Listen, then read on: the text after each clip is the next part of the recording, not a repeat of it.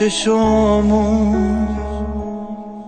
میبندم، میخوام هرچی غصت بمیره که تو خواب یکی از تنم عطر تو پس بگیره. نمیشه عزیزم، نمیدونی عشقت چقدر سینه سوزه، چه سخته آدم چشم به تاریکی شب بدوزه. همیشه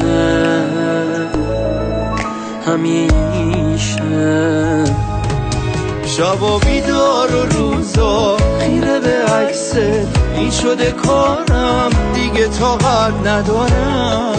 دلم میخواد یه جایی اون بر دنیا خودمو جا بذارم.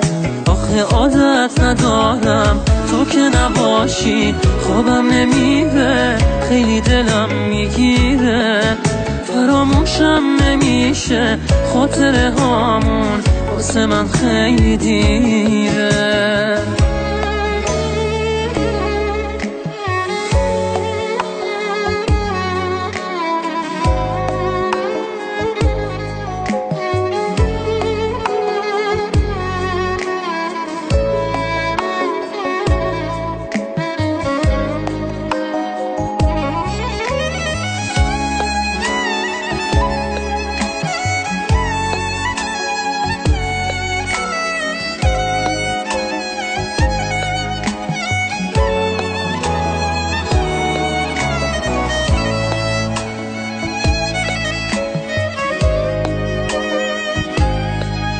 یه آدم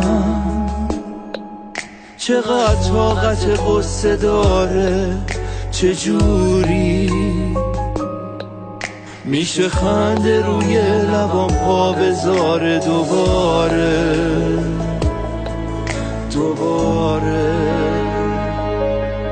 به جایی رسیدم که با هیچکی حرفی ندارم نباشی، من هیچ حسی به روز برفی ندارم، نمیخوام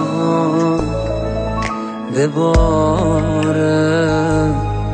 شبا بیدار و روزا خیره به عکست، این شده کارم دیگه طاقت ندارم. دلم میخواد یه جایی اون بر دنیا خودمو جا بذارم. آخه عادت ندارم تو که نباشی، خوابم نمیره، خیلی دلم میگیره، فراموشم نمیشه خاطره هامون، واسه من خیلی دیره.